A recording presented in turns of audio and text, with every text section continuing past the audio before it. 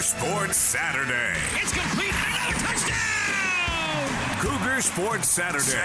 A presentation of KSL Sports. Left wing for three. He got it again! BYU Sports Talk by Cougar fans for Cougar fans. Here are your hosts, Mitch Harper and Matt Baiamonte. On Utah's legacy home of the Cougars. KSL News Radio, 102.7 FM and 1160 AM. What is good, Cougar Nation? Welcome into Cougar Sports Saturday. It's Matt Baiamonte. I'm riding solo today as Mitch Harper and his family enjoyed Disneyland this week. They are traveling home. He'll be with us next week. But nevertheless, the show goes on, and BYU Athletics had a massive week, and we're going to get to all of it. We'll have Keanu Tanavasa on the show. Mitch had a conversation with him at the end of spring ball. We will play that interview. And Keanu got an interesting grade for next year's 2026 NFL Draft. We'll discuss that as well. It's early, but it's always noteworthy when BYU football players are getting early buzz for the NFL Draft. So we'll discuss that. Bruce Mitchell, the starting center, taking over for Connor Pay. He'll be joining us at 12:30. I caught up with him at the end of spring football as well, and we'll play that interview. Good stuff from Bruce Mitchell. And then a lot of basketball news. The portal, it continues, and really in football as well. The portal, it's been a good week in the portal, and we'll break it all down. So a lot to get to, and let's get right after it in the starting lineup with Hoops. The starting lineup. A look at the stories making headlines right now. It's time for the starting lineup on Cougar Sports Saturday. Last week on the show, we had head coach Kevin Young of the basketball team, and he broke down the roster. AJ DeBonsa is in town. He is here. Xavier Staten, he is here. And this team is getting ready to start practice next week. And Kevin Young, it's a great interview, by the way. If you didn't have a chance to hear it, you can find it on the podcast feed. Highly recommend that you subscribe to Cougar Sports Saturday wherever you get your podcasts. We're on Apple Podcasts. We're everywhere. We're on YouTube as well. Subscribe to that show because we have a lot of great interviews and a lot of great content there. And Kevin Young, at the time, talked about the portal. And when we had that conversation with Coach Young, we didn't know if maybe the biggest addition to the roster was ready to return, that being Richie Saunders. But after the show last week, late Saturday night, Richie Saunders announced he is returning to BYU. He's not testing the NBA waters. He's coming back for his senior season as a BYU Cougar. And this is, to me, by and far, the biggest addition to the roster. Which is, it's a little weird to say that because he had never left BYU, but in the current climate of college hoops, every single year, your roster is down to nothing. It's zero. You've got to recommit current players, and then you got to fill holes in the portal.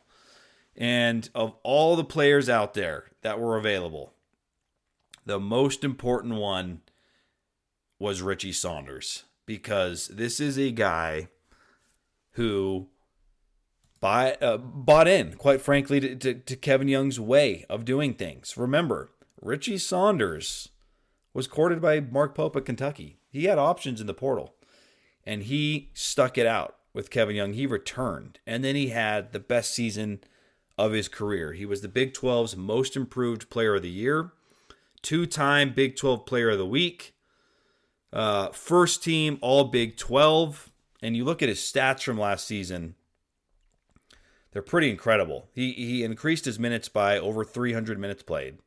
He went from 9.6 points per game to 16.5. His shooting percentage was above 50%.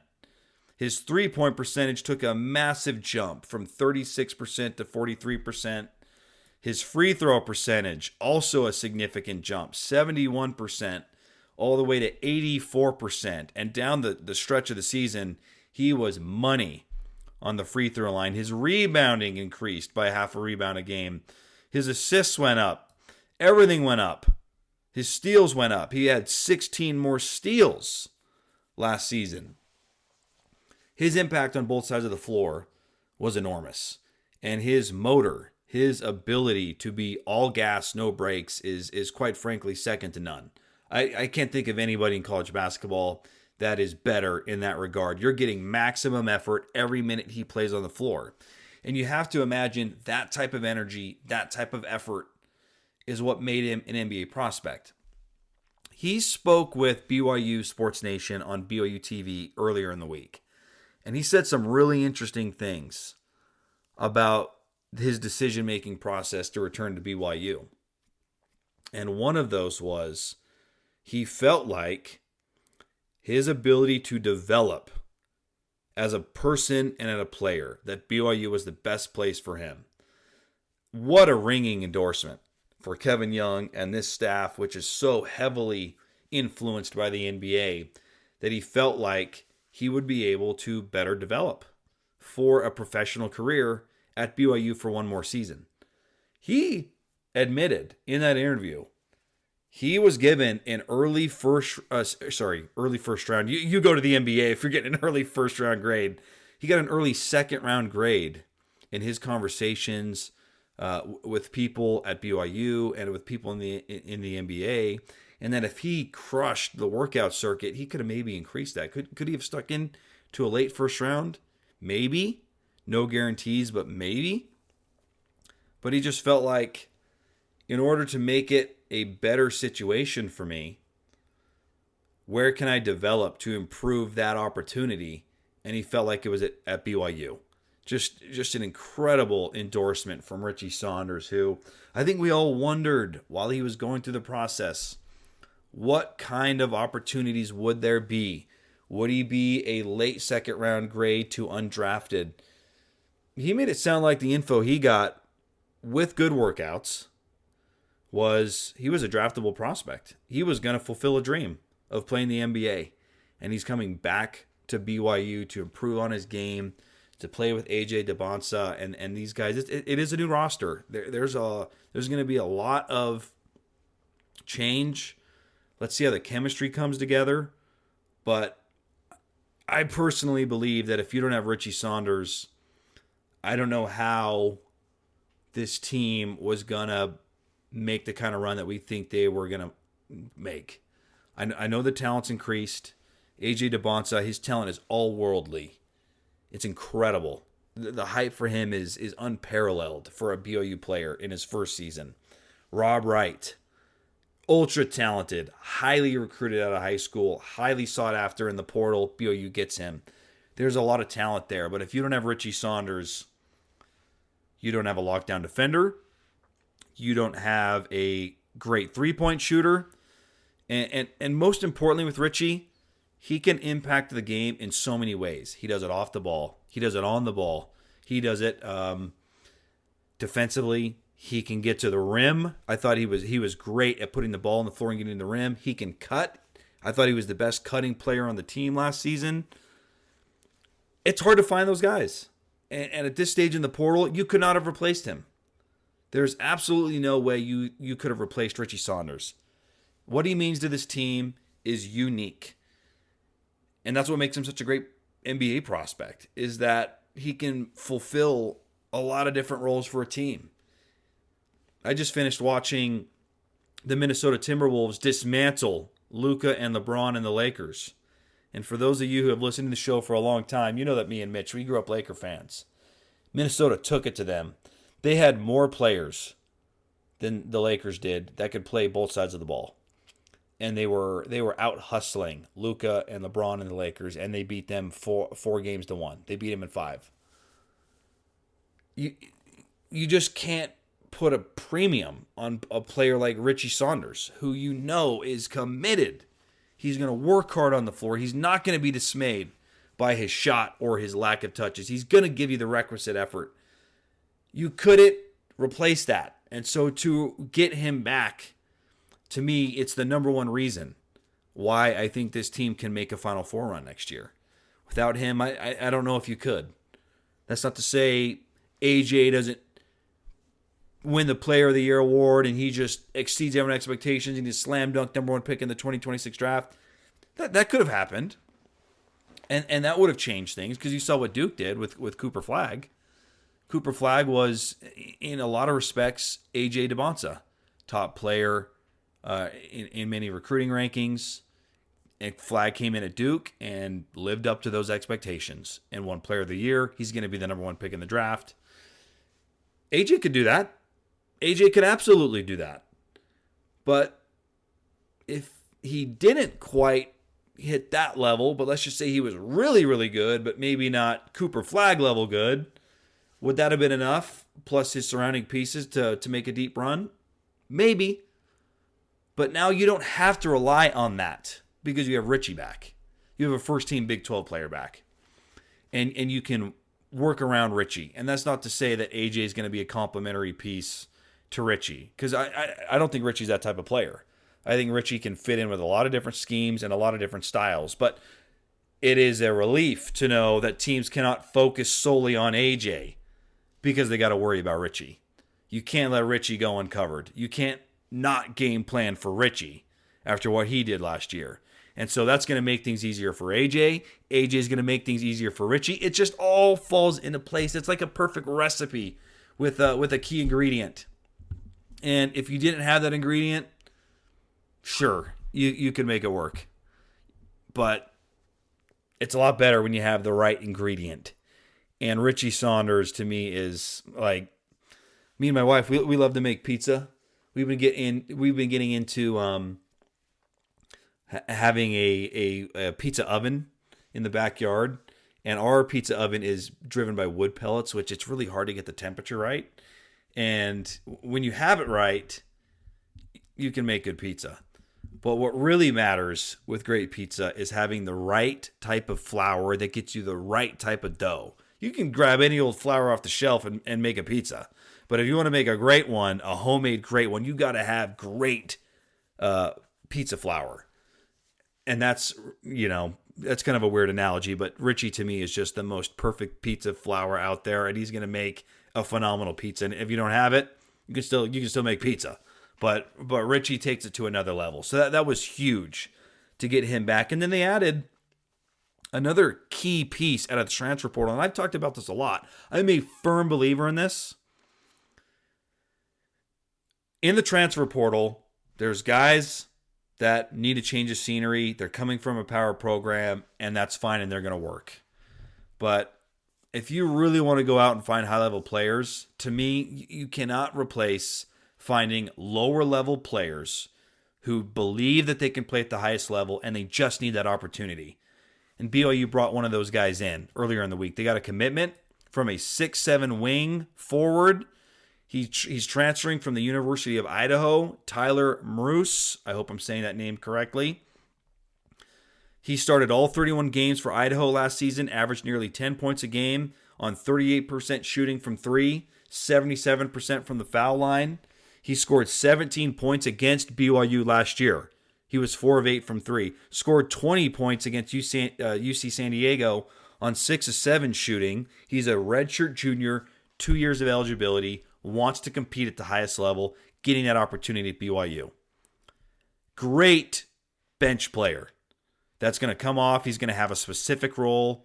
He's going to be a shooter. He's going to need 3-and-D, a little bit like Mawot Mag. Love that addition. He's going to fit in. He's going to add a skill set that this team needs. They need more shooting. They check that box with Tyler Mroos.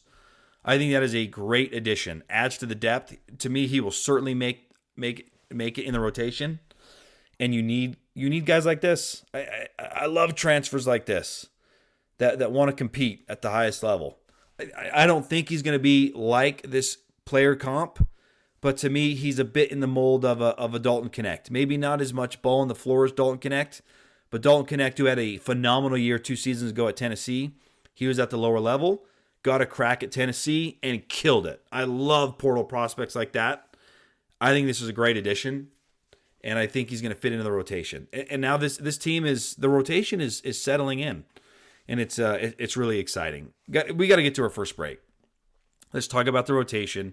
Let's talk about the expectations for next year's team, and if there's anything left to plug in the portal. It's coming together nicely for Kevin Young in his second year at BYU. Taking our first break.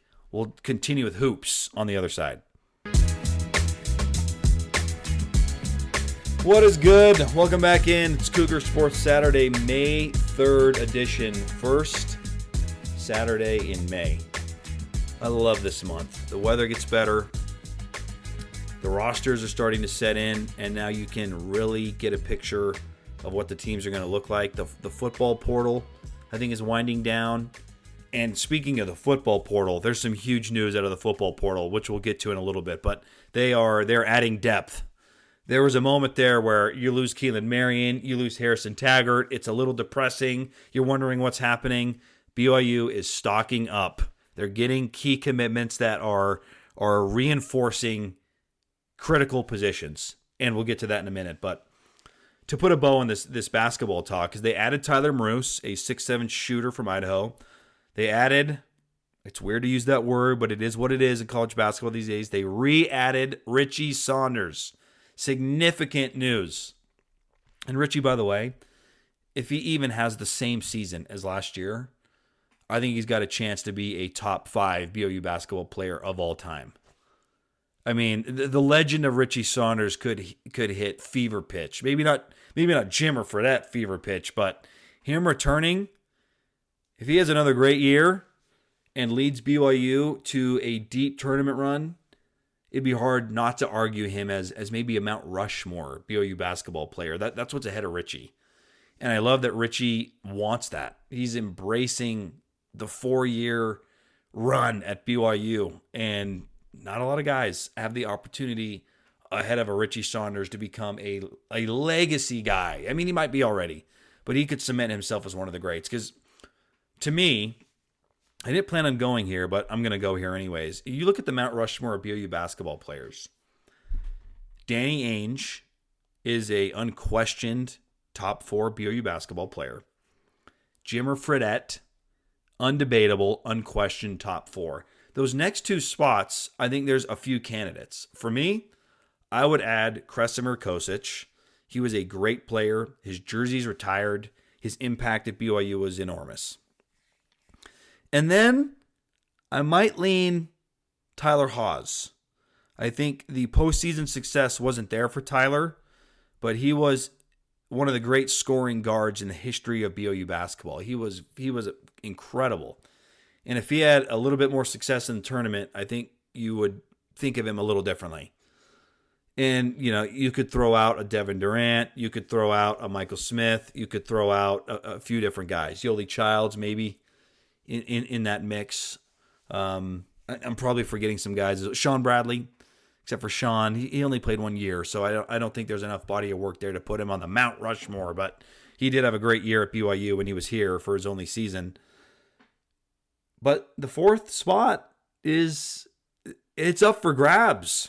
And if Richie has a great year and they have a deeper run than the Sweet 16, I mean, I think I would put him there.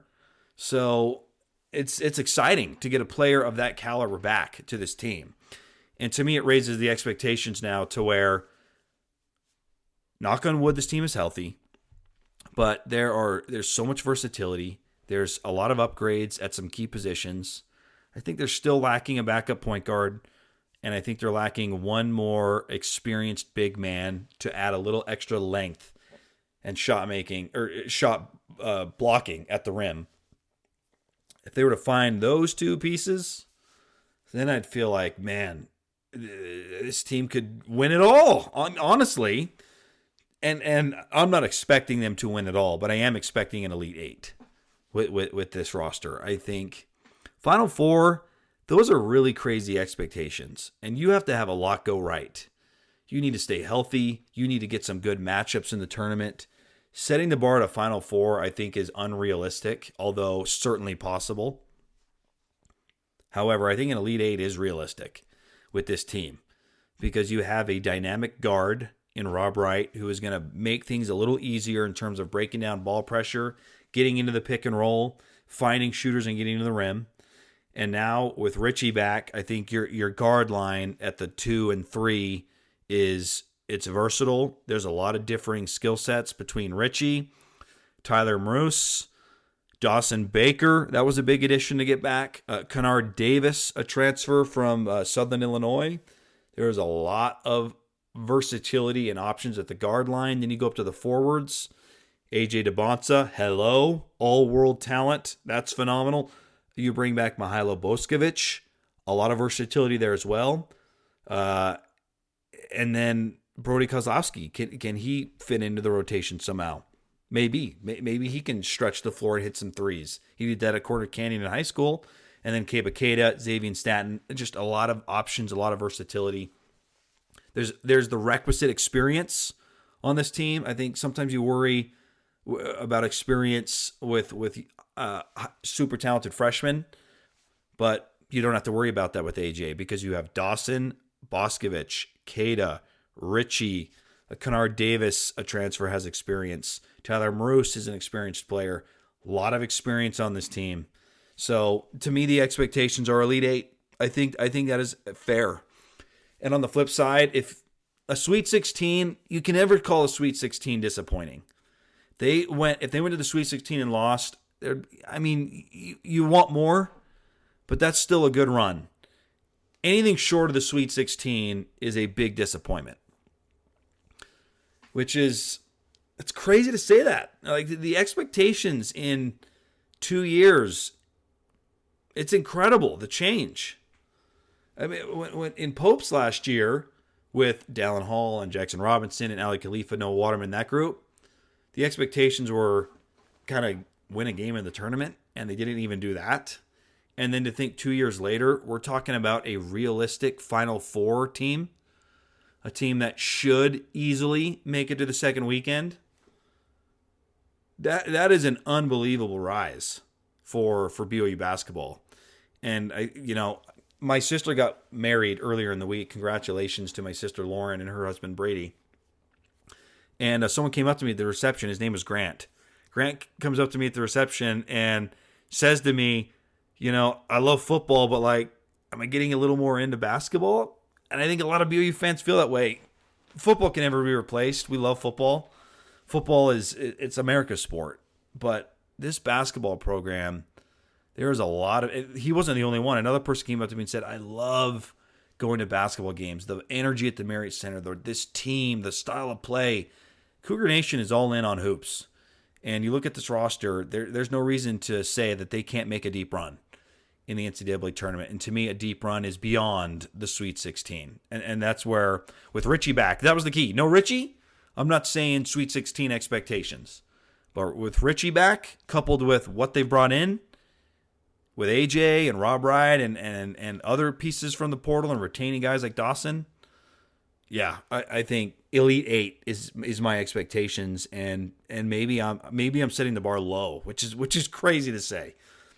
Let's take another break here. News, traffic, and weather coming your way. On the other side, my interview with the new starting center for BYU football, Bruce Mitchell. It's Cougar Sports Saturday. It's complete. Another touchdown! Cougar Sports Saturday. A presentation of KSL Sports. Left wing for three. He got it again! BYU Sports Talk by Cougar fans for Cougar fans. Here are your hosts, Mitch Harper and Matt Baiamonte. On Utah's legacy home of the Cougars. KSL News Radio, 102.7 FM and 1160 AM. Turn the page here to football, but man, BYU basketball has been fun.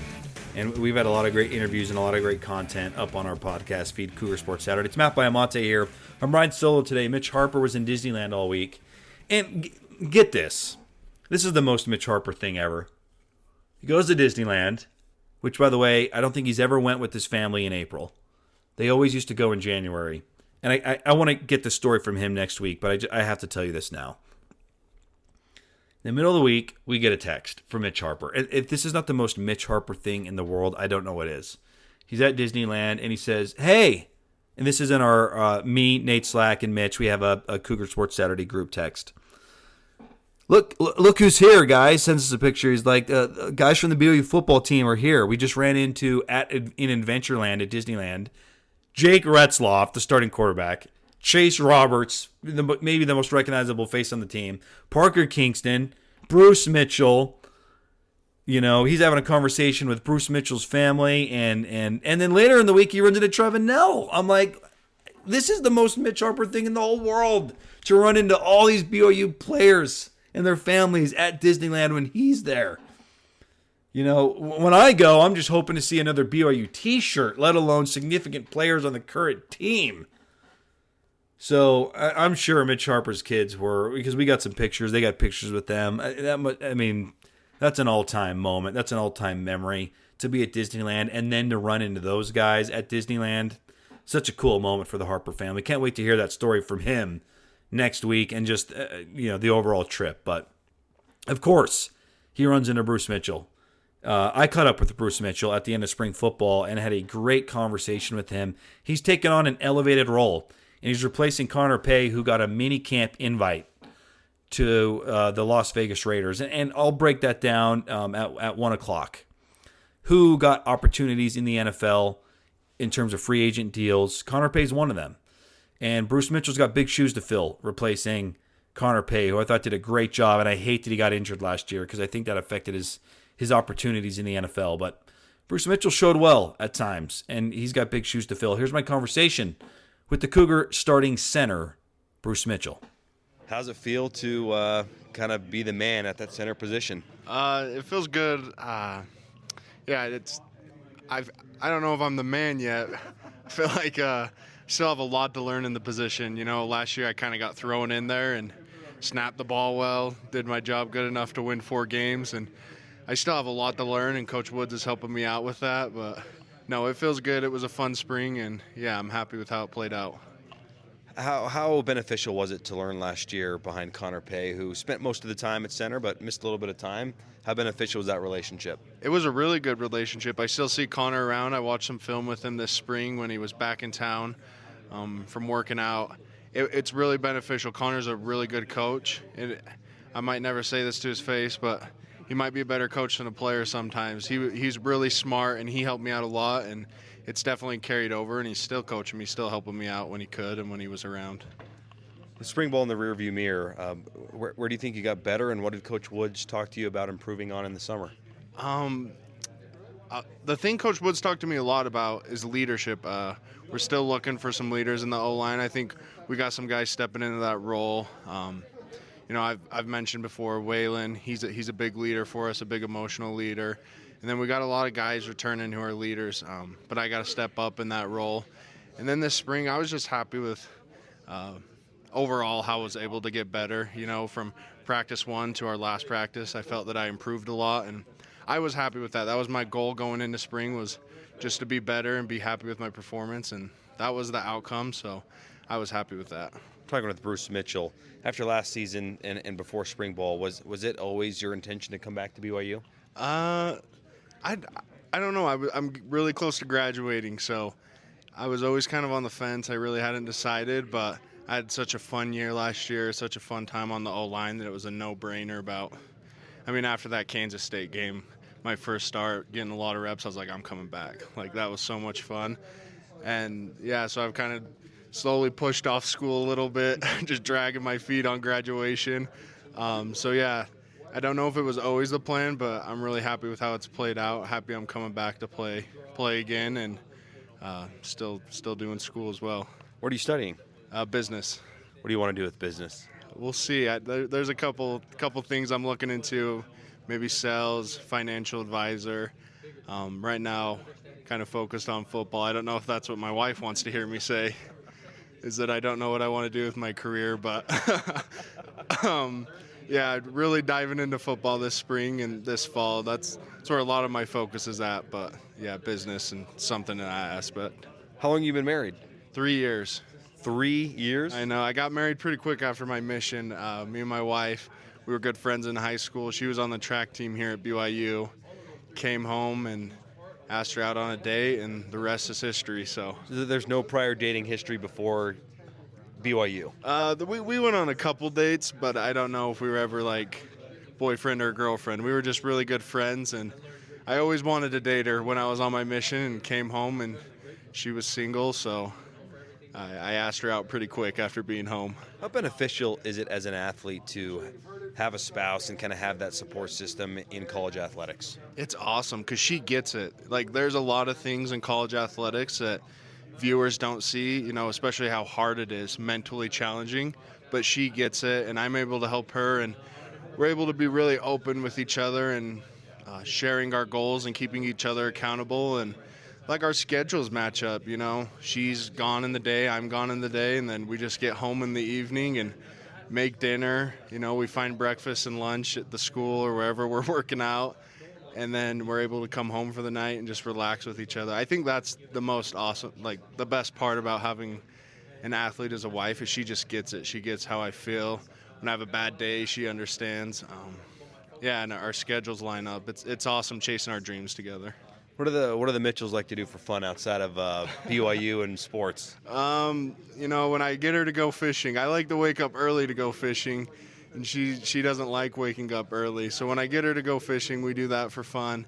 But that's an interesting question. We're always just so tired when we get home, and it's like we kind of have this next month of April off, and like I want to do all these trips, but she's still in season, so.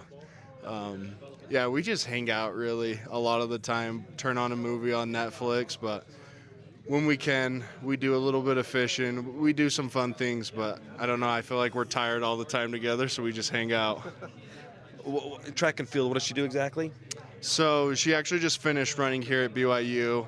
She did the 3K, 5K. Long distance. Long distance, yeah. She's just running for Nike in her first season now, and she's doing awesome at that. Wow, that's fun. Are you able to go out to meets? Are you able to find time to support her? I'm going to try and find some time this month while we got it off. It was a little hard during spring ball, but she's got some track meets coming up that I'm hoping to go out and watch her.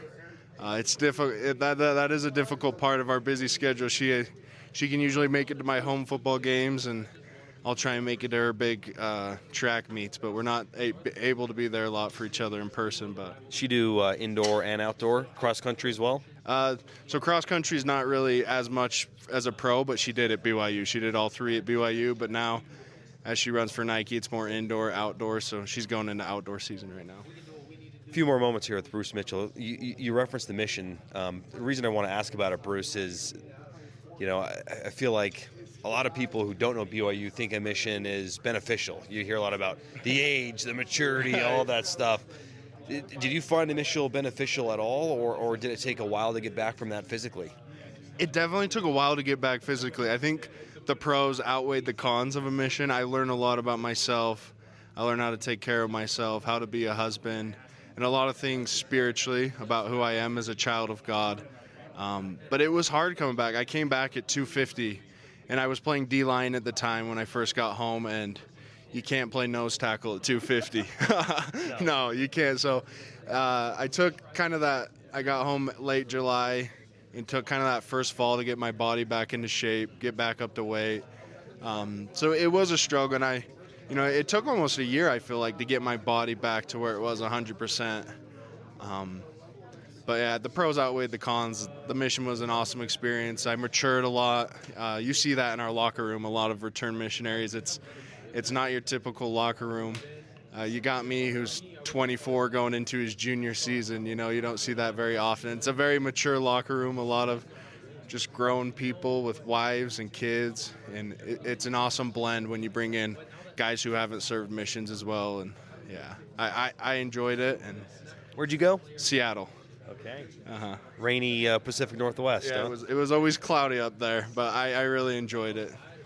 How important do you think that maturity and just that vast perspective on life helps a locker room and a college landscape that's, quite frankly, it's crazy, right? With NIL and limited transfers and revenue sharing coming up. Think that helps you guys kind of maintain a good chemistry? It does. I think it just gives a lot of people a lot of focus on what's important, right? I think NIL and revenue sharing and all these things have kind of distracted some programs, but not here. Like, people know what they wanted to do. They went out for 2 years, served the Lord, and they knew the entire time what they wanted. And BYU's taking care of us, of course. And but no, it really helps the focus of the locker room. You don't have people who are necessarily transferring for money. Like, that'll take care of itself. If you play good ball, you'll be able to make lots of money one day. Speaking of playing good ball, and a few more moments here with Bruce Mitchell, how do you guys maintain an edge and a kind of a chip on your shoulder after an 11-2 year where a lot of people look at this team and this program with much higher expectations than a year ago? I think personally we just got a lot of guys who still want to prove themselves. We lost a couple key contributors in filling those voids. We have a lot of guys who want to prove themselves. And you see it in the team, man. We're hungry, we're competitive. We fell short of some goals last year. That keeps us motivated. I think it was very disappointing to miss out on the Big 12 championship, maybe a potential at the college football playoffs. Like that was a sad feeling to miss out on all those and have to wait on a tiebreaker instead of being able to handle it ourselves. That's been a big motivating factor, is those two losses. I think that keeps us hungry as well. But man, guys wanting to prove themselves and wanting to achieve those goals this year, leaving no doubt in terms of a tiebreaker, just handling business the first time. Do you miss the D-line at all? Or are you happy on the other side of the ball? I think there's pros and cons of both. I'm a much better offensive lineman. I have a little defensive line film. I'm sure you could find it, but I'm much happier on the O-line. I think I'm much more of an offensive lineman personality, a little more calmer demeanor. You see those D linemen, they're running around smacking their helmets. That's just not me. I like protecting the quarterback.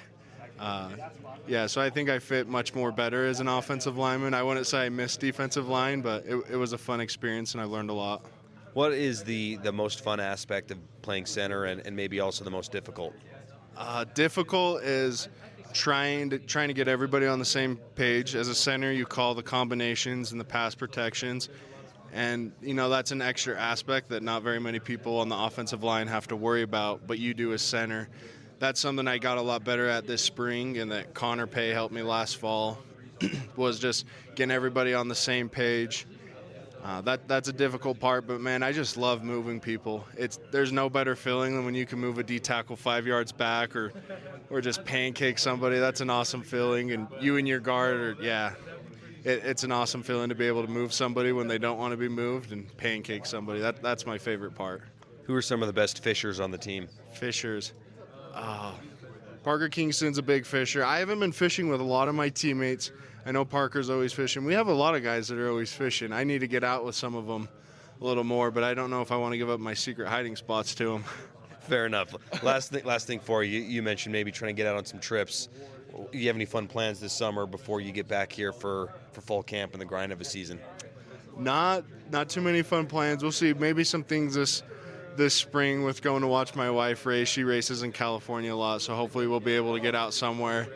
Might get on a bear hunt, do a little turkey hunting this April. I'm trying to. We're moving into a house. We're pretty excited about that. That might be a fun thing we got going on this summer. But. Don't watch the movie Money Pit then, though. Yeah. But no, just looking forward this summer, working with some of my best friends on this team, and spending time with my wife, kind of being able to debrief from football and hit it hard when August rolls around. Bruce, good luck training this summer, and we'll see you in the fall. Appreciate the time. Yep. Thank you, Matt.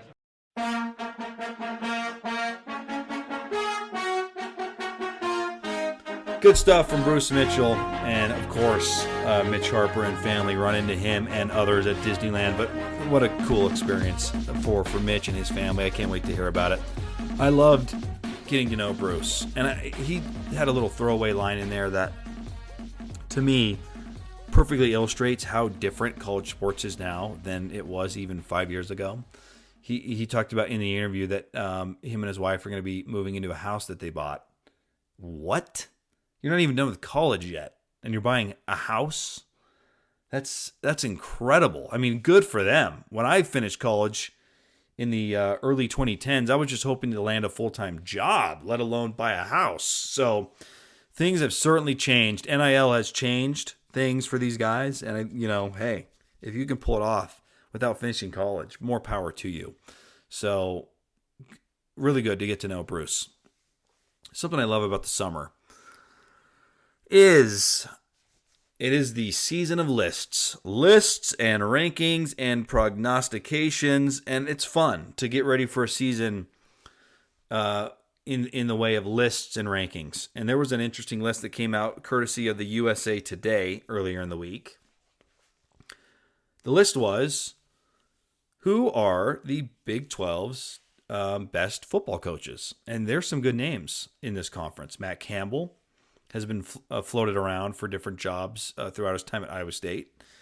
Lance Leipold is another guy who's been a hot name on the coaching carousel. Kyle Whittingham, how could we forget him? A lot of people thought at the peak of Utah's football run that he was the best coach in the Pac-12. Where does he end up on this list? Coach Prime, he's in the Big 12. Where does he end up on the list? Kalani, where does he end up? Number one on the list, I wholeheartedly disagree with, and I think it was prisoner of the moment. ASU's Kenny Dillingham, top coach. Let's see.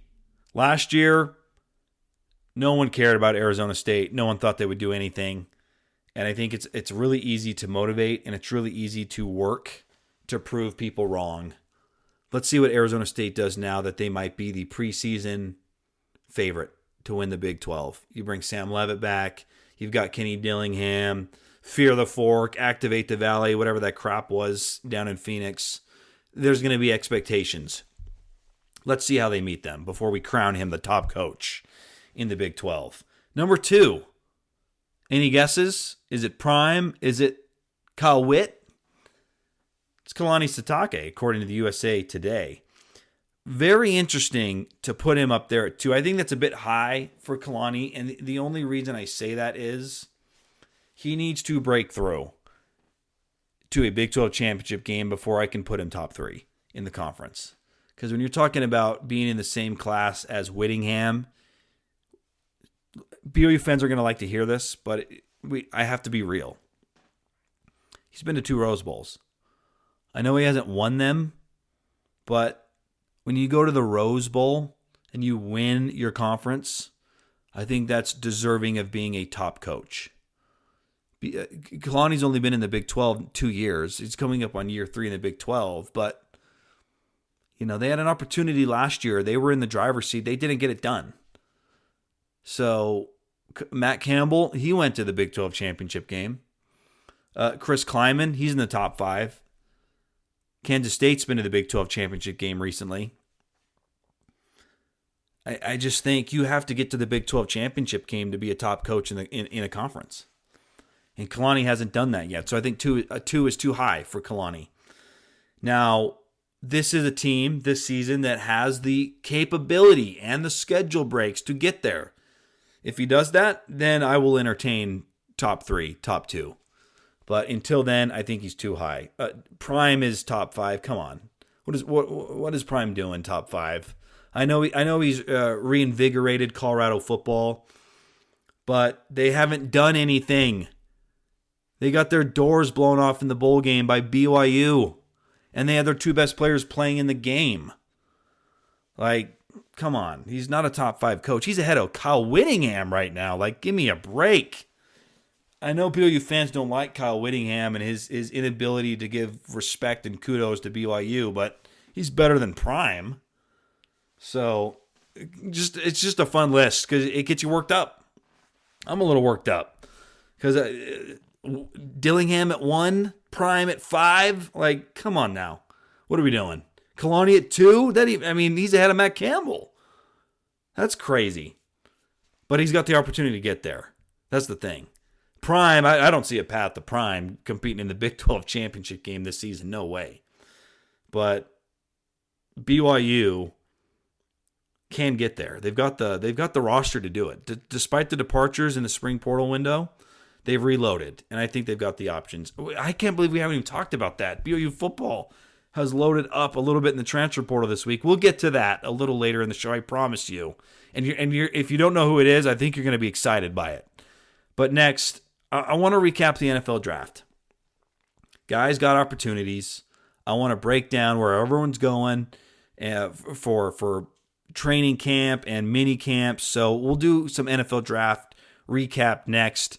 Keanu Tanavasa coming up in hour number 2.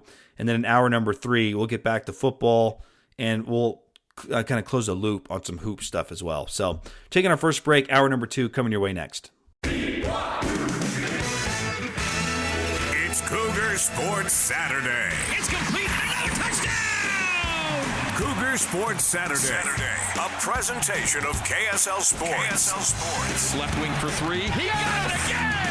BYU Sports Talk by Cougar fans for Cougar fans.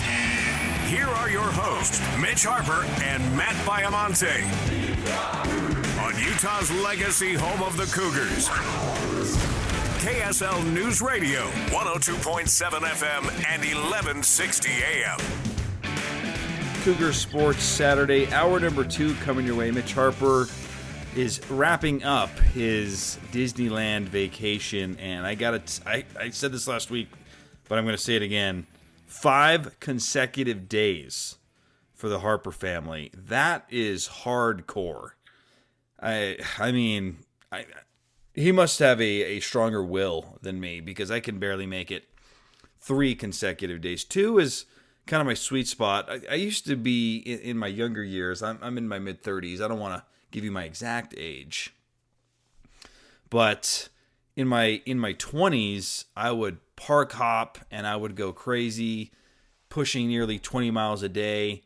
And for sure, I'd be tired at the end of it, but now I have no interest in park hopping. I just want 1 park per day. I think that's what the Harper family did, but nevertheless, 5 consecutive days is pretty dang hardcore.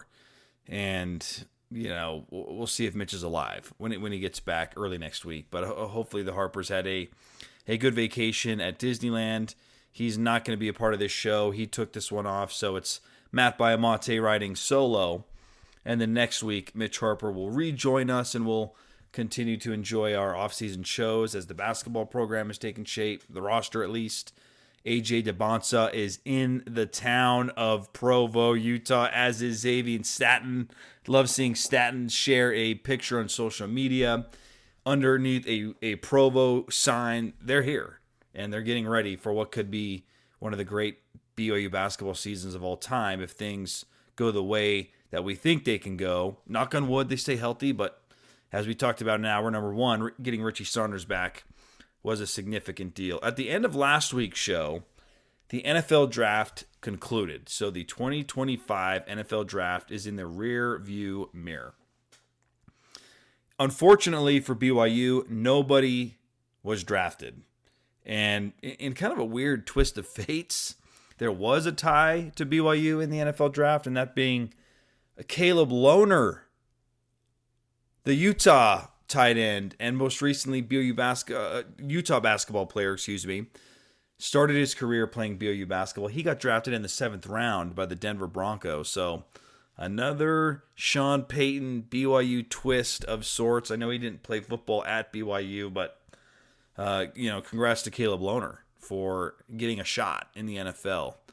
He's got freaky athleticism, so it'll be fun to watch. But no, BYU Cougars were selected in the 2025 NFL Draft. 7 players, though, announced agreements with NFL teams, and 2 players earned opportunities in the CFL. And as we get closer to minicamp, maybe there'll be a few more additional names that sneak in there. Tyler Batty, defensive end, was the one guy that you thought could potentially sneak into the draft, but I'm okay with him going undrafted. If you're not going to be picked in the top 5 rounds, in some ways it's more advantageous to pick a spot where you've got a chance to make a roster or make a practice squad.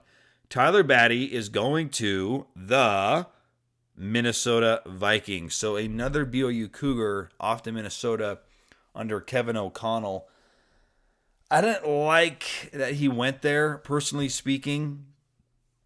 I think there's an opportunity in Minnesota, but I don't like how Kevin O'Connell did Jaron Hall dirty, throwing him into the fire and then sort of throwing him under the bus. So I've soured a little bit on Kevin O'Connell. I think he's a really good NFL coach, but I just don't know if I want BYU guys going there. But, defensive end is a spot where guys can make it in this league.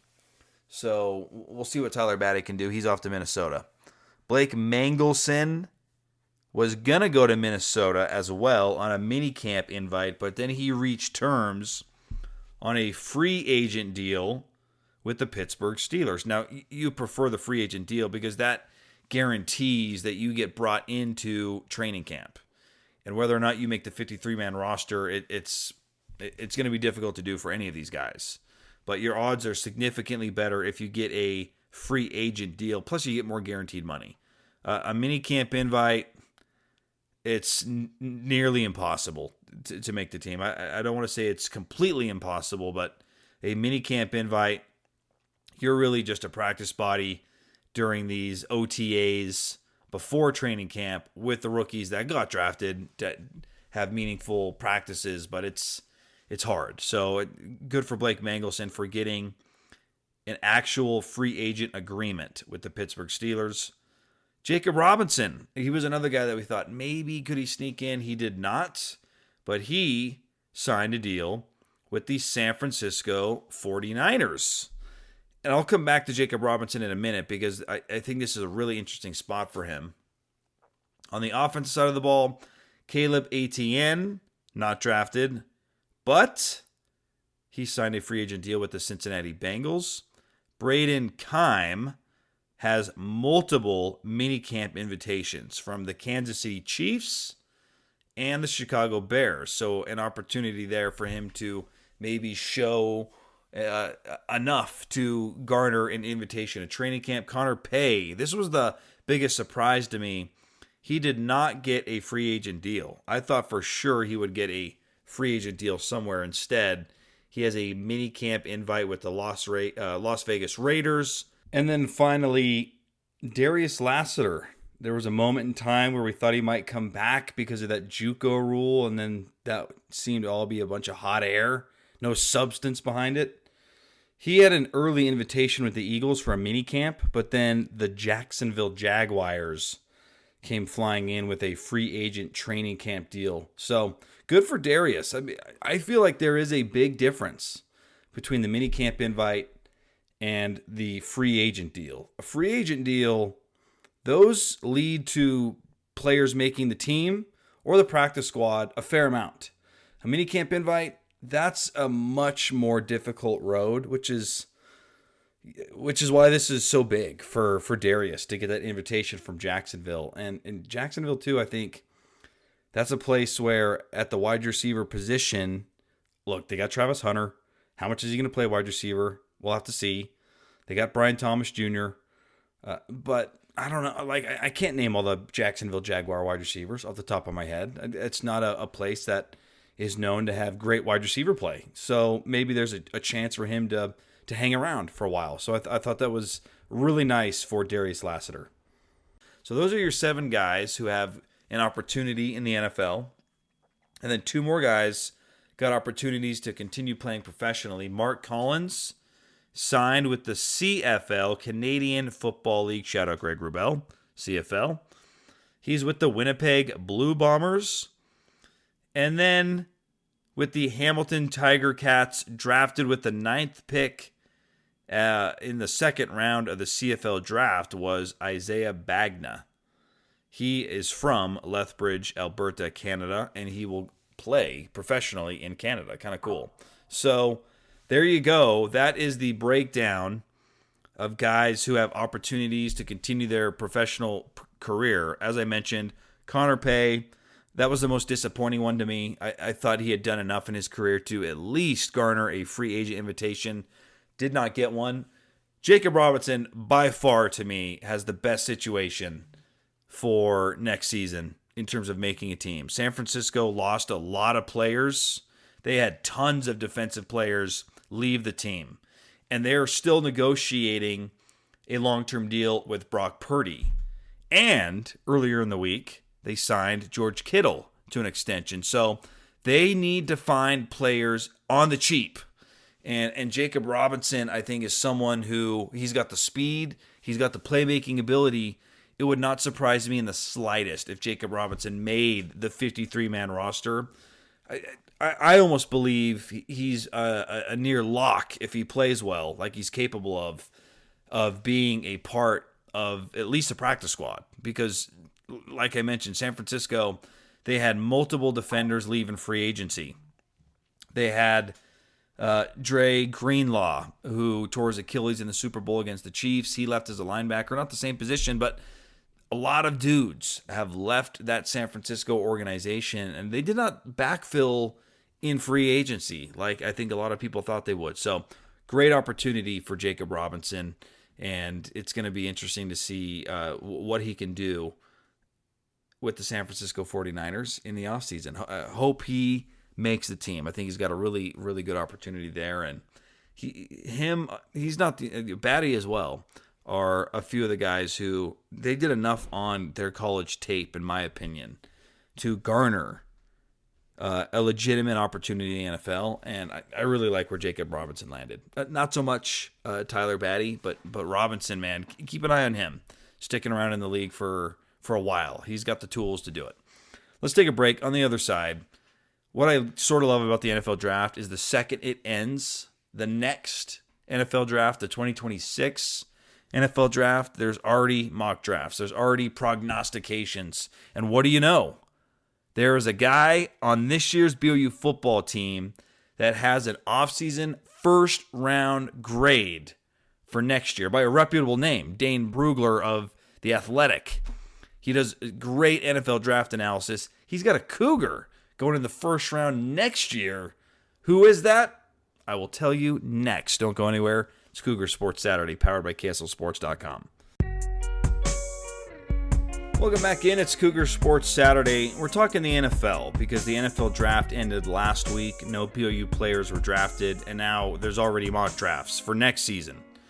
And what do you know? There is someone on this BYU roster who has a first-round grade. Now, earlier in the week, and look, I give this some major, I'm trying to think of the right word to use here, but this is credible. Dane Brugler, he works for The Athletic. He's a NFL draft guru. He puts out 2 months in advance or so, maybe a month in advance. He calls it the Beast, but it's like this crazy long 100-page document breaking down so many players at every position in the draft. He does great work, and I think when he puts out a mock draft, it's not just some random blog throwing stuff against the wall. I like those too. I read those, so I'm not dissing those at all. I'm just saying those people don't have the connections, the insight, and the relationships within the NFL to have tangible intel. Whereas a Mel Kiper, a Dane Brugler, to name drop a few, when they say something, I think there's some real credibility to it. Now, he does note in this mock draft, this is purely projection based. There's got to be good film put out there. People got to stay healthy. But by no means is this going to be crazy accurate come next year. Because I remember a year ago at this time, mock drafts had Quinn Ewers going in the first round, and he went in the 7th round. So depending on what you do this upcoming season goes a long way towards cementing your draft prospects. This isn't the NBA, where if you've got the measurables and you've got the skill set, it doesn't matter what you do in college, you're going to get drafted. NFL measurables matter, but production matters too. If you have great measurables and great skills, but bad tape, that's going to hurt you. So keep that in mind when I tell you this, but I think it's a good sign to see this list anyways. Going 29th, according to Dane Brugler, in a way too early 2026 NFL mock draft, the Kansas City Chiefs will select BYU defensive lineman Keanu Tanuvasa. And this is what he writes. A transfer from Utah, Tanuvasa missed a good chunk of last season. His strength and physicality was evident when he was on the field. He should be one of the Big 12's best defensive prospects this season. Wow. That's high praise coming from a guy who knows his stuff. Tanuvasa should be one of the Big 12's best defensive prospects this season. He needs to stay healthy. That is going to be a critical component to him, one, having a great year, two, being a first-team All-Big 12 defender, and three, being a potential first-round NFL draft pick. You have to stay healthy.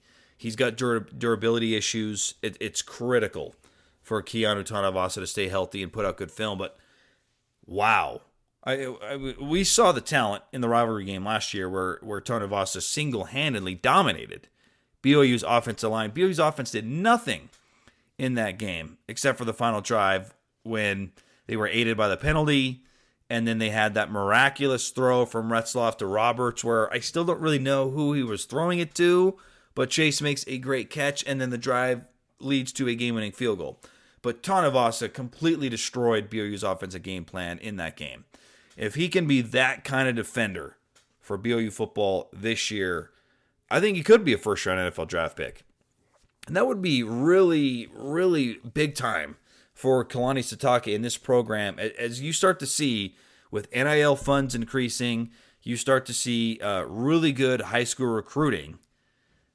I think you need to break through in terms of stacking multiple drafts together where guys are getting picked high. They had a little run there for a minute with Zach Wilson, and then Jaron Hall wasn't picked as high as maybe I thought he should have been. Puka Nacua has been great in the league, but he wasn't picked high.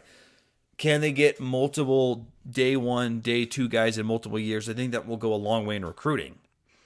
And if Keanu can go in the first round, wow, that would be phenomenal. He's not the only guy on this team that I think could be drafted next year. I think in 2026, there is a real possibility that BYU has multiple guys drafted. There's plenty of players that are on the fringe that if they have the type of year that I think they can have, BYU could have a really nice crop of players get taken in the NFL draft. Keanu's not the only one on the defensive side of the ball. Jack Kelly is someone who I think with another year like the year he had last year, he's draftable. Isaiah Glasker, if he has another great year in terms of being on film and making plays, he's got the measurables. And he was disruptive in terms of tackles for loss last year, but can he be a little better in run defense and a little more consistent? So those are two linebackers right off the top of my head that I think are NFL draft worthy. And in the case of Kelly, he's already gotten draft buzz from Mel Kiper. So you're looking at three defenders right there who have the capability to be draft eligible. And then you go to the offensive side of the football. To me, there's two guys on the offensive side of the ball, and potentially three, if I'm being real. Chase Roberts, to me, with a big year, and quite frankly, with the departure of Keelan Marion to Miami officially, and thank you, Keelan, for not choosing Arizona State. Thank you. With him gone to the real U, as some would say, Chase Roberts is clearly the number one receiver. There's not even a debate for who's number two. Number two is probably JoJo Phillips, but number one to me is clearly Chase Roberts. Feed this man the football. I want to see over 100 targets for Chase. And if he gets that kind of production and puts up a 60-plus receptions year, 8-plus TDs, I think Chase has a chance to be drafted. He's probably not a day one or a day two guy, but I could see him being a day three NFL draft pick. He's got the talent. He's got the size. We just need a little bit more production and show as a number one receiver that you can beat number one defensive backs in one-on-one situations. If he can do that, I think he's got a chance. On the offensive line, this might sound crazy, and it might be, but Andrew Gentry has the physical makeup to be a draftable prospect. He's coming off a big injury, and he never saw a big role at Michigan. But if he can be a lockdown right tackle, why not? He was highly recruited. He had, this is a 4-star prospect. He's played high-level football in the Big Ten. And now if he can do it in the Big 12 and be healthy, I think he's someone who could be draftable. And then the wild card here is Jake Retzloff. And the reason I say that is if he has the type of year, like if he makes a jump from junior to senior, like he did from sophomore to junior, which would mean he's high 60% completion His his touchdown to turnover ratio is 4-1. You can see it. I mean, there were some guys drafted in this year's draft that I couldn't believe it. Curtis Rourke, a guy that BYU recruited, who was the quarterback at Indiana, he got drafted. Like, if you have a great year and show an ability to throw the ball all across the field, make every throw, as they say. Jake has already shown an ability to be dual threat, and I think Jake's a good leader. Jake could make that jump.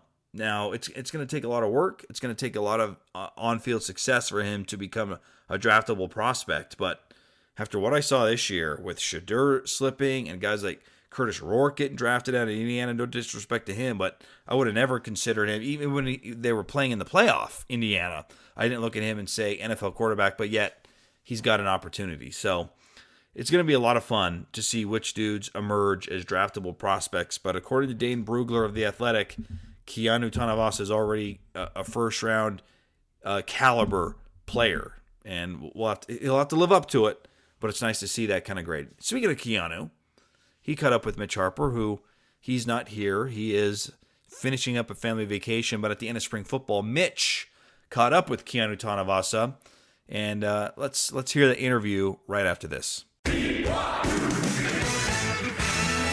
It's Cougar Sports Saturday. It's complete. Another touchdown!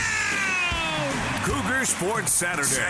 A presentation of KSL Sports. Left wing for three. He got it again! BYU Sports Talk by Cougar fans for Cougar fans. Here are your hosts, Mitch Harper and Matt Baiamonte. On Utah's legacy home of the Cougars. KSL News Radio, 102.7 FM and 1160 AM. Welcome back in. It's Matt Baiamonte flying solo today with Mitch Harper, wrapping up a Disneyland vacation, annual tradition in the Harper family. Can't wait to get his reaction to that trip next week when he returns. But this week, I'm flying solo, except for, in this segment, Mitch Harper is going to make an appearance because he caught up with Keanu Tanavasa at the end of spring football. Keanu, earlier in the week, was highlighted as a guy with first-round NFL draft possibilities by Dane Brugler of The Athletic, going in a way too early mock. Let's not overreact here, but 29th to the Kansas City Chiefs in next year's draft. Now, that would be spectacular if Tanavasa is able to be a first-round pick, because that would mean he's all first-team Big 12, and he was insanely disruptive at BYU, and the Cougars are one of the best defenses in the Big 12. So if that happens, it's certainly in the cards for Tanavasa, and how big would that be for this team and this defense this season? Mitch Harper caught up with Keanu at the end of spring football. Here is that interview. How was your first off-season, first spring ball with BYU? It was great. It was a very enjoyable experience. I feel like I grew a lot in more ways than just myself as a technician, which is one thing to say, in that, again, this is my fourth year playing college football. So to grow as a technician and to learn new understanding and ways to perform within the game is amazing. But again, it extended beyond that with new friends, family, new players, building new relationships, new style of play, a new defense that's a little bit different. So it was great. What does it mean to be a good technician in your mind? A great technician is someone that understands the scheme, right? You have to be a smart football player. You can't just be someone that does their assignment because they were told to do it. You need to understand the reasoning behind it, and that's huge being a technician. And second is it being ingrained in your DNA, not just being a person that can perform on the field, but someone that's ingrained that it's second nature. When the game's at its height, there's no emotion. I just know exactly what I need to do. Was it second nature when you arrived here at BYU to connect with Coach Buha again? Absolutely. Yeah, it was second nature because that's who I connected with out of high school, and that's what I was looking forward to on my mission. Again, I had great coaches at the U, but being with him, reunited, it's family right there. It's when you talk about family, Kalani shared an interesting comment of a connection he had with you when you were on your mission. Can you share that story at all? Yeah, of course. So me and Kalani, obviously, I was recruited. We had we had FaceTime calls during recruiting season when I was in high school, and I got to know his family. I got to know the kids. You know, he would show me around the house and show me the kids playing games or whatever they were doing. And so I come out here, I get transferred to the Polynesian area on my mission out here in Provo, and I'm looking through our little list of people that we can contact and talk to and we're sharing the gospel with, and I see this unbaptized kid, and I'm like, oh, who is this? And it says Keke Setsaki, and I was like, there's no way, dude. There's no way that's him. So then I tap on the name, the family drops down, and I see it. It's the son of Kalani. And I'm like, I talked to this kid on the phone. You know, I met him on my visit, all of these things. And so I was like, how is he not baptized of all people? Come to find out, you know, I reach out to him. He was busy because he's Kalani. So he's head coach, busy. And so we go knock on the door. I see the wife, and she opens up, and she's like, oh my gosh, Keanu. And I'm like, I'm surfing here. So anyways, you know, long story short, eventually we get into the house and we find out just Keke was afraid of water, partially at the time, but more so than that is Kalani gives his kids the decision, which I think is just so amazing. And at the time, Keke was like, I just want more time to learn. And so we came in as missionaries, got to teach him the lessons, be a part of the family even more.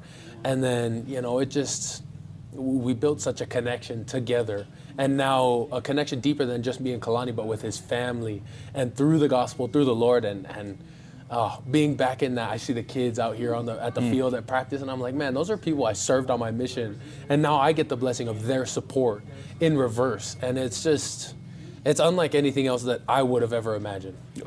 That's pretty special stuff. Thanks for sharing that. Yeah. It's how special is it to you to then be at a place that, you know, represents your faith, and then also build those connections with players on this team now in this locker room? My faith is everything. I wouldn't be where I am without my Savior, Jesus Christ, you know, my Heavenly Father. And so being at a place that represents that in the same capacity that I do has stretched me to new lengths that I want to be at, new places that I want to develop.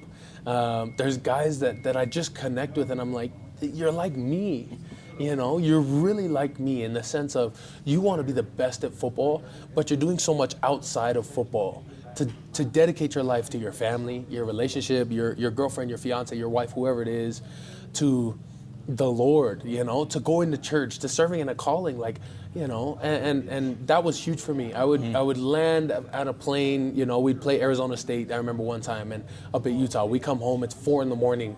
My church was at 9, and I was like, I get back to my dorm room at 4:30, and I'm like, dude, what am I doing?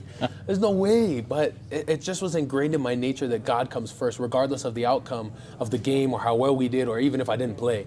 And so I woke up and I went to church, and obviously I slept the rest of the day. But like that's the culture, the people down here, and being a part of that is everything to me. On the field, what's the culture like, and have you taken on a leadership role of this team? Yeah, absolutely. I see myself as a leader, because a leader is more than a title. It's the opportunity to serve. The opportunity to, one special part of my game is I feel like I can help elevate the play of other players. You know, it's not just about me, it's can I unify us towards the same direction? We come from different backgrounds, but can we do that in unison? And we've created this group chat, this chat of the leaders in each room, and you know, I was a part of that making and deciding what culture we're gonna have, what values. So I feel like I've been blessed to take, you know, partial ownership of this defense with other guys like Jack Kelly and Glasker and Tanner Wall. And through that, we've been able to really shape this team to a player-led team and a player-led defense that is focused on being relentless, ruthless, ball hawks. You know, that's the culture that's out there, but the joy of the process. And overall, it's been phenomenal. And this spring ball has solidified that.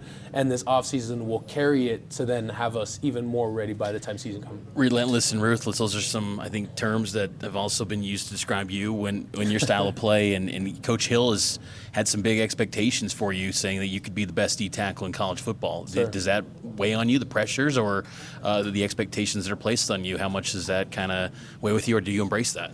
No, I think I take a lot of joy in the process of becoming, regardless of the pressure that's in front of me. Those again, and words are nice, but ultimately it comes down to push. When push comes to shove, is how you're going to perform. And so, do I believe that I have the characteristics, the demeanor, and the attitude, the work ethic to become the best in the country? Absolutely. I would put myself and pin myself against anyone, and that's just confidence. I know there's a whole bunch of great players out there, and I would commend them, but I have a lot of faith and belief in me and the work that I've put in. And so it's great to hear that, and it's nice to have that kind of faith behind you, that belief, that support from your coordinator. And so that's amazing. I'm very appreciative of that, but it's just, let me put my head down, and that's what the greats would say, I feel like. Just keep working. I'm just going to keep doing me. It seems like that's kind of the calling card of this D tackle room, too. Going to put the head down, maybe not get all the headlines aside from yourself. JT, John Talmoipeu, Anisi Purcell, Josh Singh, some talented guys in this room. Just your thoughts heading into the summer conditioning of what this D tackle room could accomplish. I have so much faith in this D tackle room. They're great, amazing players with great work ethic, and they're dedicated to becoming better.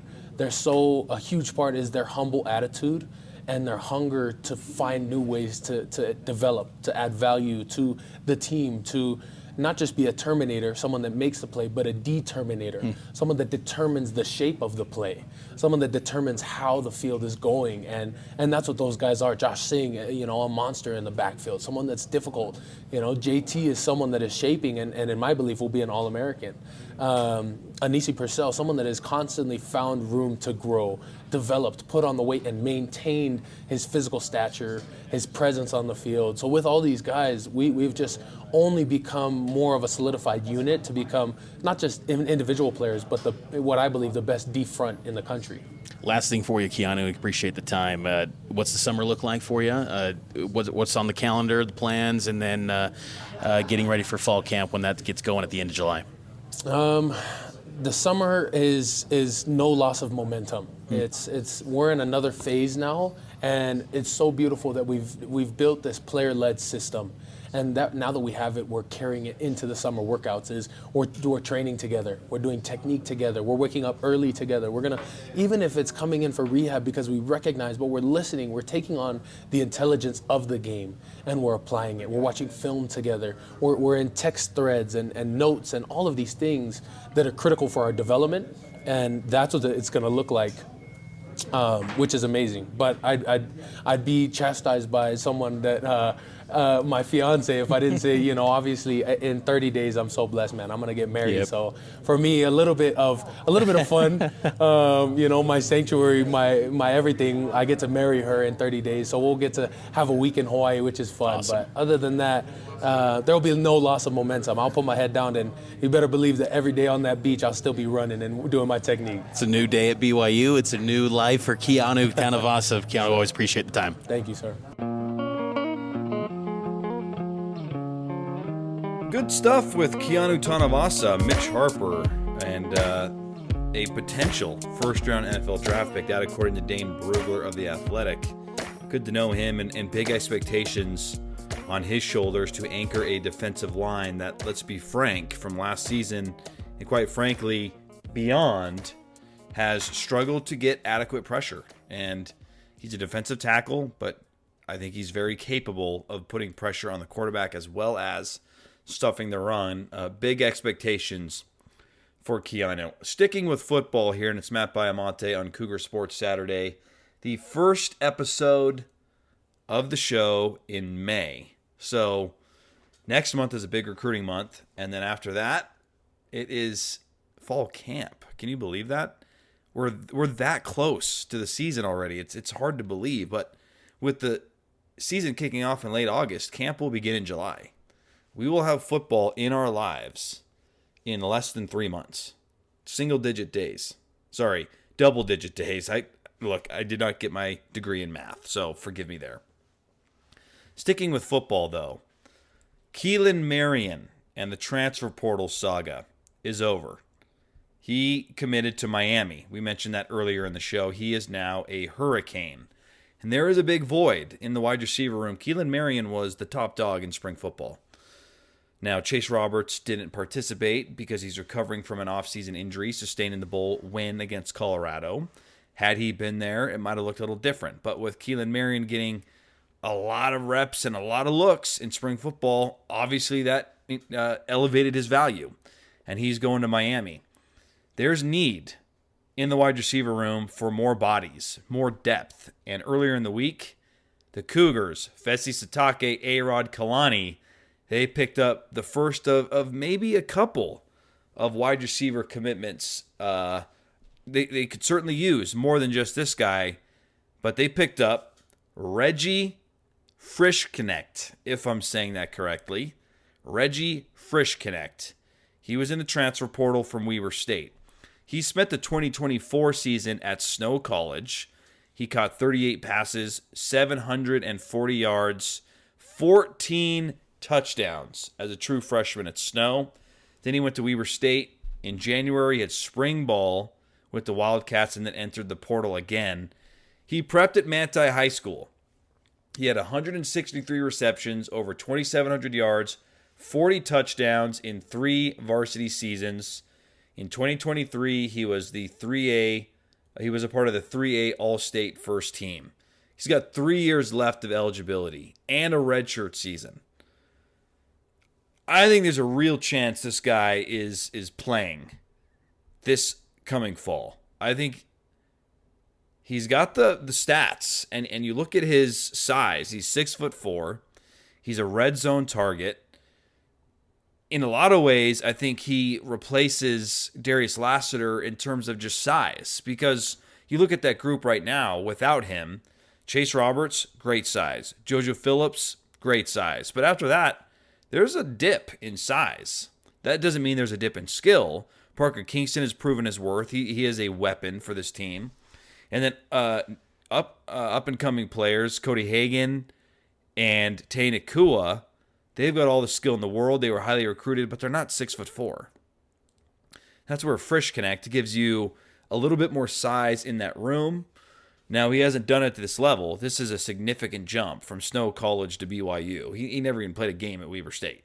So just from Snow all the way to BYU, that is a big, big jump. But this is a super talented kid. And you look at those touchdown receptions, 14 at Snow, 20 in high school. Dude knows how to get into the end zone. He is a red zone target. And I think that alone will give him an opportunity to compete, because there's going to be opportunity in this room to play. If there's no injury, your top 5 are, as of right now, Roberts, Phillips, Kingston, Nakua, and Hagan. And Kingston, I love Parker Kingston. He's crazy fast. He can throw the ball because he played quarterback in high school. He is a weapon. You just wonder, is he a 70 to 80 snaps a game weapon? I don't know. If he can become that, like, if he can become a Mitchell Juergens type for the mid-2010s, then that's great for the offense, and that's great for A-Rod. We just haven't seen it yet. And that very well could be because of the depth at that position in recent years. Even Keelan Marion, quite frankly, he was not an every down receiver in his first 2 seasons at BYU. He was mixing in the rotation because there were so many playable bodies. So we'll have to see if Parker can make that jump. But if he can't, then you're expecting big reps from Hagan and Nakua, and are they going to be able to deliver? I think the hope is absolutely next man up, get the young guys ready, get them primed, and if they step up and perform to their talent and perform to their recruiting rankings out of high school, then great. You don't need to dig into the depth. But history has shown at BYU, especially of late, there's going to be some nicks and bruises. Guys are going to get banged up. You're going to need to rely on that depth. And bringing in Reggie Frischknecht from Snow and Weber State, I think is a really good addition. There's still room, I think, for 1 or 2 more guys just to keep the competition high and to increase the depth. But I really like this addition. These are the type of portal additions I love. High-end talent, maybe overlooked coming out of high school. We see it all the time in the NFL. Heck, we just saw it in the NFL draft, which we've talked about this last hour. Cam Ward, number 1 pick. He did not start at Miami, and he did not start at Washington State. He transferred to Washington State from Incarnate World. So There are hundreds, if not thousands, of players across the country that are overlooked and can pop and become a good player. And look, knock on wood or fingers crossed that Reggie Frischknecht is one of those guys. He's got the size, he's got the production. Now, can he do it at this level? That's the big question mark, but he's getting an opportunity at BYU, something I love to see. Let's take a break. On the other side, Jimmer Fredette retired last week, and he already has a new gig. What is it? We'll discuss and react to the news he made earlier in the week. Stay with us. It's Cougar Sports Saturday here. Hoping you're enjoying your first weekend in May. It's Cougar Sports Saturday. It's complete. Another touchdown! Cougar Sports Saturday. A presentation of KSL Sports. Left wing for three. He got it again! BYU Sports Talk by Cougar fans for Cougar fans. Here are your hosts, Mitch Harper and Matt Baiamonte. On Utah's legacy home of the Cougars. KSL News Radio, 102.7 FM and 1160 AM. Hour number 3 coming your way. It's Matt Baiamonte holding it down without Mitch Harper. He'll be back next week. Talked a lot of football and a lot of basketball on this show. Something I love about BYU sports, guys, is it is incredible how often during the off season you think maybe there's nothing to talk about, and then there's always things, there's always news. And I think as we get further into the summer, one thing that's sort of fallen off my radar, but it's certainly going to come back, BYU's AD search. Like it's sort of flown under the radar because of the transfer portal and basketball, and AJ DeBonsa, who posted a video working it out in the annex earlier in the week. Like there's been so much stuff you almost forget. There's an AD search going on. President Reese, Keith Vorkink, and others heavily in the weeds on finding the next athletic director to replace Tom Homo. That's going to happen at some point. But even while we wait, there's still interesting things that happen. And last week on the show, we reacted to Jimmer Fredette retiring from the game of basketball. And I think a lot of people wondered, what was he going to do? Because the last time we saw him, he had high hopes for winning a gold medal in 3-on-3 basketball at the Olympics. That did not happen. And then he retired, and then you were wondering, what's he going to do? We've seen him a little bit on BYU TV. We know he's been involved in some venture capitalist stuff. What's the next thing for Jimmer Fredette? Well, we have at least a partial answer to that question. Jimmer Fredette became the first. Became's not the right word, and I'm dragging the T's out a little bit here, but this is for dramatic pause. Jimmer Fredette was hired as the first managing director of the USA basketball 3-on-3 men's national team, a team in which helped him catapult Fredette to the number 1 player in the world in that sport. This is what Fredette said in a statement. When I got the call from USA basketball about playing 3-on-3, I didn't know what to expect. I found out quickly that I love the competition, the energy, and the style. 3x3 fits my game and my personality. I made friends throughout my journey who will forever be a part of my life. I also saw an opportunity to be able to grow the sport within the USA. I absolutely grew to love the sport as well during the Olympics. It was so much fun to watch. It's so high-paced. There's so much action. And now Jimmer Fredette will be the man in charge of getting the right coaches in place, picking the right players, getting ready for the next Olympic run. GM, so to speak, but official title being managing director. He spoke more at length as to why this opportunity was of interest to Jimmer. Here's what Jimmer said earlier in the week. It was about 3 months ago. At that point, I was still going through my rehab from my torn adductor from the Olympics. Got a text from USA Basketball. He calls me up and he's like, hey, just wanted to check in, see how things were going. And I was like, well, I'm not 100% sure, to be honest with you. I was thinking about coming back and maybe trying a World Cup or something like that where, I can try to finish it off on the right foot. He's like, okay, that's great. That's awesome. But we do have another opportunity. We're moving to a managing director role for USA Basketball for the 3x3 program. Your name come up as a possibility, and we would love for you to be able to do that. It's a lot of responsibility, but also a huge honor that they would think of me. As soon as I actually heard that, I started to really think about it. be like, what do I want to do? And I felt like this was the right opportunity for me to just pounce on. Great stuff from Jimmer Fredette. And kind of interesting, too, that his original plan was to rehab and get back to playing shape and make a run at a World Cup gold. But I think this is a great move for Jimmer Fredette. He gets to stay within the game of basketball. If he has success at the 3x3 level, who knows what other opportunities there could be. That could lead to coaching. That could lead to front office stuff in the NBA. That could lead to work at BYU in some capacity. Who knows? But I think he has so much experience in 3-on-3, and he was so good at it. I think this is great. And then I also love, too, just from a 3-on-3 perspective, because before Jimmer got there, how many of you at home had heard of 3-on-3 or ever watched 3-on-3? Because I had not. I mean, you knew about it a little bit, but I had never seriously watched high-level, Olympic-level 3-on-3 basketball. I never have until Jimmer. And then you watched, and you loved it. The only problem was a lot of these international games were at a bad time, so you couldn't watch it live. But I was glued to the Olympics when Jimmer was in there. And gosh, it was heartbreaking when he got hurt. But there's opportunity in that sport. And who better to help grow it, as Jimmer said, here in the United States of America than Jimmer Fredette. Picking players, assembling teams.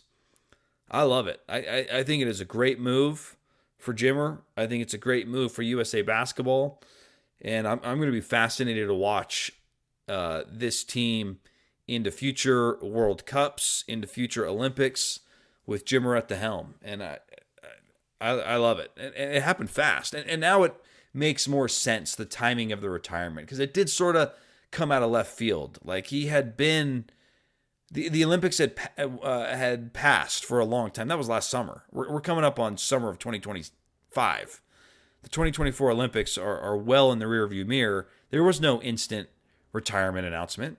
And so you just wondered, what's the next move? Maybe he's going to come back. Maybe he's going to keep playing. Does he stick around for another Olympic run?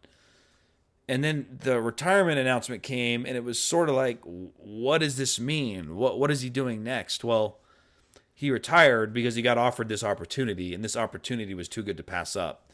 And I think it makes all the sense in the world. I can't wait to talk to him next about how this opportunity came about, what his plans are going to be. I'm sure it's a steep learning curve, going from playing to evaluating coaching and players and building rosters. It takes time, and it is a unique skill. But I think Jimmer is in a perfect place of his life to make this move, and it's really exciting. I think the sky's the limit for 3-on-3 because it is so dang fun to watch, and you just love the energy, you love the shot making. In a day and age where every sport seems to be getting longer, basketball games in the playoffs are long. Football games, as we know, are north of 4 hours. There's all these TV timeouts and breaks. 3-on-3 is short. It's constant action. That's something I loved about the game. And now Jimmer's going to be a part of it, hopefully for a long, long time, and he brings the USA a lot of success. All right, let's take a break. More to go in the world of BYU athletics. Football, basketball, tons of news this week. We'll keep reacting to everything that occurred in this past week here on Cougar Sports Saturday.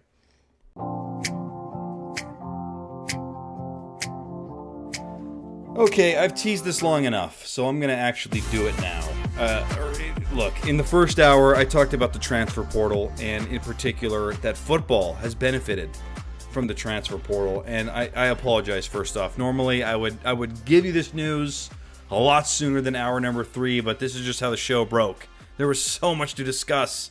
That's what I love about covering BYU athletics, is there's so much information, so much news. I love it, but I'm ready to break it down. So earlier in the week, Oklahoma State, they have a defensive tackle, had a defensive tackle by the name of Justin Kirkland. He is a former high school teammate of Parker Kingston, and he hit the transfer portal. He started his career at Utah Tech, ironically, and then wound up going to Oklahoma State for 2 seasons. He has 40 career tackles, 7 tackles for loss, Only had one start in 2024, but he played in all the games. He's 6'4", 295 pounds. And when he entered in, Parker Kingston got on social media trying to recruit him because they were high school teammates. Kirkland, by the way, I don't know. Well, I'm going to say it anyways. Look, Oklahoma State was a bad football team, but that doesn't mean there's not good players on the team. And Kirkland was the fourth best defender on Oklahoma State's roster per Pro Football Focus. He played 368 snaps, started one game, but he was the best run defender on the defense by a wide margin. He is a run stuffing specialist. He hit the portal, and you look at that BYU defensive line, and there's options and there's talent, highlighted by Keanu Tonavasa, who we talked about earlier. If you missed that interview with Keanu and Mitch Harper, it's probably up on the podcast feed already. Another shameless plug for the podcast feed, but sometimes it's hard from 12 to 3 to listen. I get it. For those BYU fans who have families and kids, it's hard to dedicate 3 hours while you're doing yard work and chores and Costco runs. I get it. So that's why you got to subscribe to the podcast feed so you don't miss out on any of this. We put out, each segment's broken up. We put out best of the whole show. Well worth your time. That interview with Keanu is there with Mitch. But outside of Keanu, there's some unproven guys there. And then you lost Joshua Singh, who committed to Vanderbilt. Good for him. He's going to go play in the SEC. But there was, I think, a need for some more depth. And then lo and behold, earlier in the week, just a few days ago, Justin Kirkland commits to BYU football. So now you're starting defensive tackles in all likelihood. Justin Kirkland, 6'4", 295. Line him up next to Keanu Tonavasa, 6'4", 301. And then on the edge, you've got options. You've got, let's see what Bodie Schoonover can do. Jack Kelly, he's a linebacker, but he'll pressure off the edge. Plenty of options. I just feel like, man, what a tremendous ad to bring him in. And it just, in a lot of ways, like the Richie Saunders thing that I talked about with basketball, where you get him in and everything else falls into place. It all makes sense. You get Justin Kirkland, and now defensively, it feels like it all falls into place. Kirkland, Tonavasa anchoring the middle.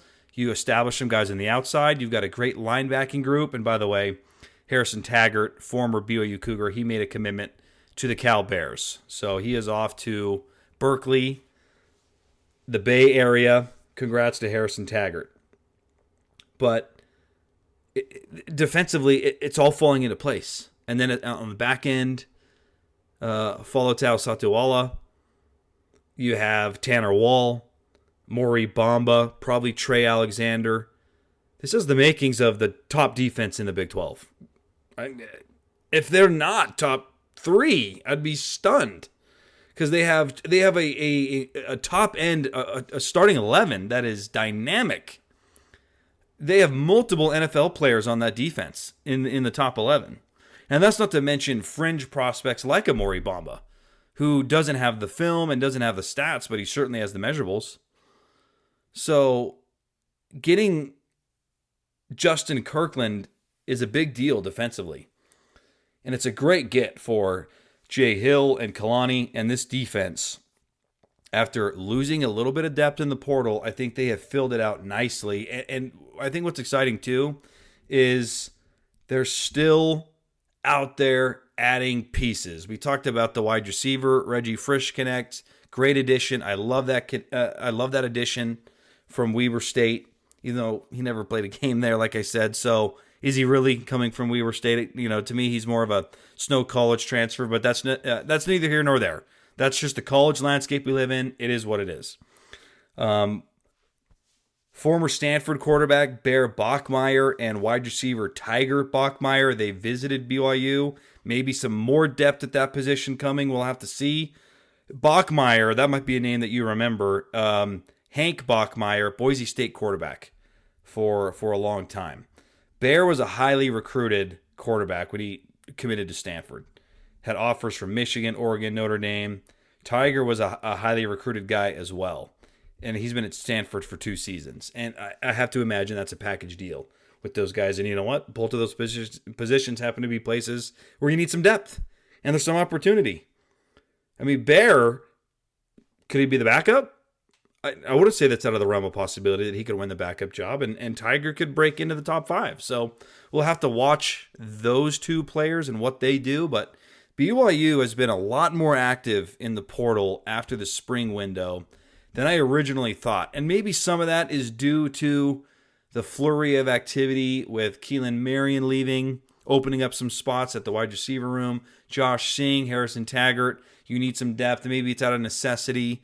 I can't wait to hear from the coaches, because when we left spring football, it sounded like there wasn't going to be a lot of activity, and it's been active. But this was a big week for BYU football. Don't get me wrong. It was a big week because they needed to bolster some positions, and I think they've done so. And I also like to going into the summer and training camp kind of on a high, where you get these guys, and instead of saying, well, we lost Keelan, we lost Harry, we lost Josh Singh, we lost some guys, the narrative is now changing to, yeah, you lost them, but you added Justin Kirkland. Oh, and you added this guy. And so they've added some tight ends, which we talked about last week. So I like the positivity around the narrative of the portal and just bolstering that roster as we get ready for training camp, which we're in the month of May now. So June is summer camps, and then July,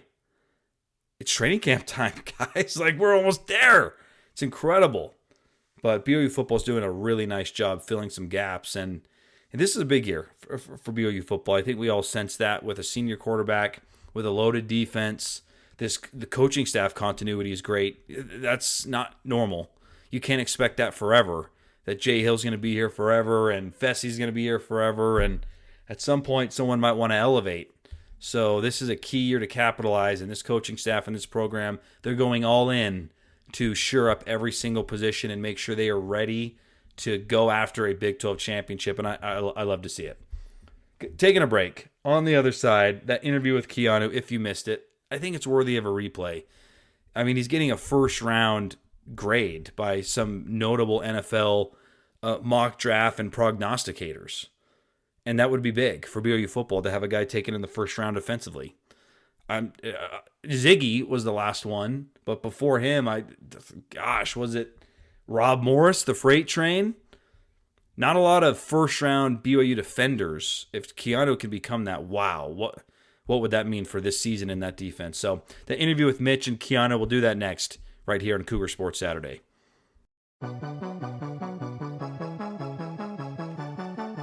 Last segment of the show. It's been a lot of fun. Thanks to all of you out there who listen to this show regularly, whether it be live here on KSL News Radio. Me and Mitch Harper have been doing this for 6 years now. And for those of you who listen on the podcast, shout out to you guys. We love the support wherever we get it.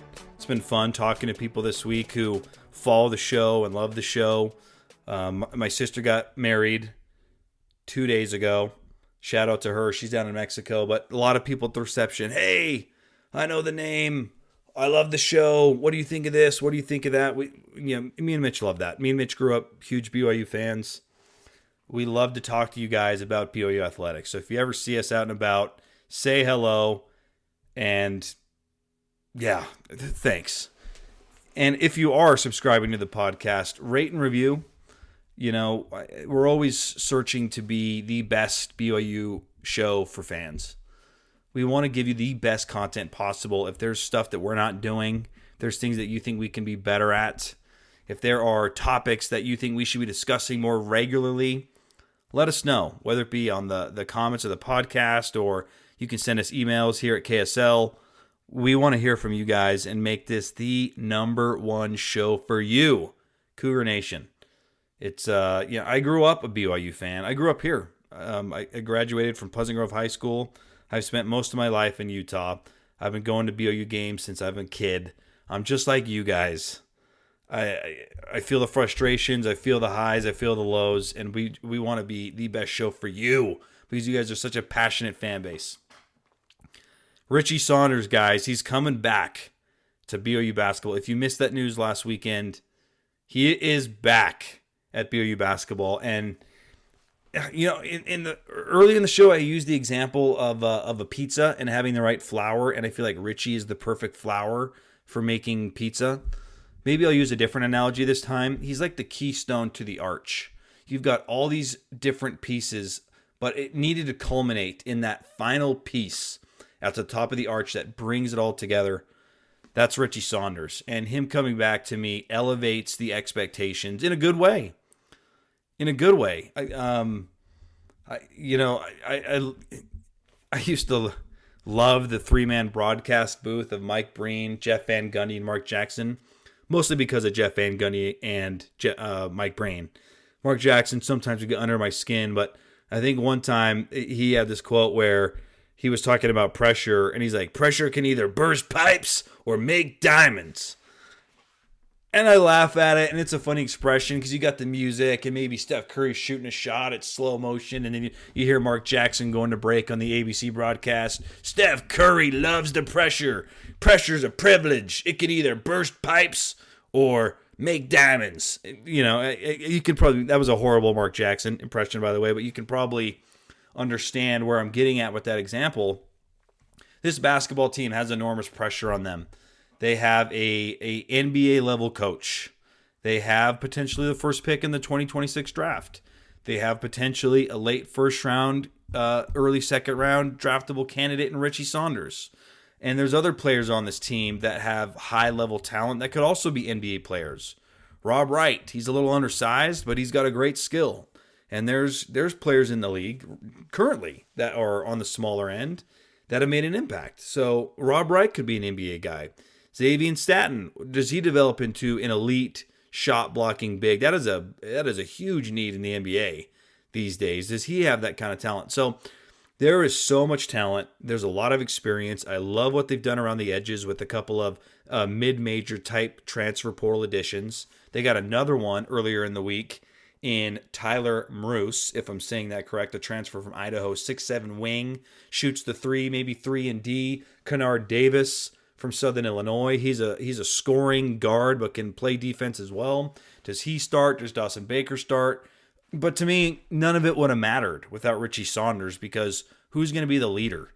Who's going to be the catalyst? You can't ask AJ to do that. He's a freshman.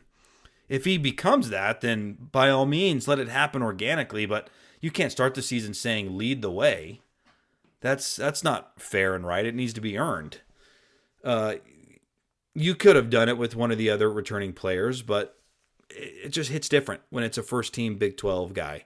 Leading the way in workouts, hustling, laying your life on the line, doing the dirty work, all that stuff, it matters.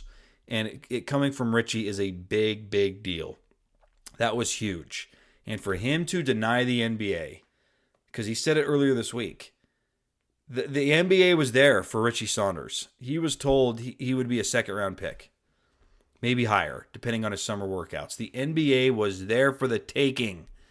And for him to deny that and come back to BYU, that is big time. That is significant news for Kevin Young and this basketball staff. And everything else slides into place. Now, AJ, a little pressure off AJ, a little pressure off Rob Wright. You have someone in Richie Saunders, and I'm talking from Kevin Young's perspective now.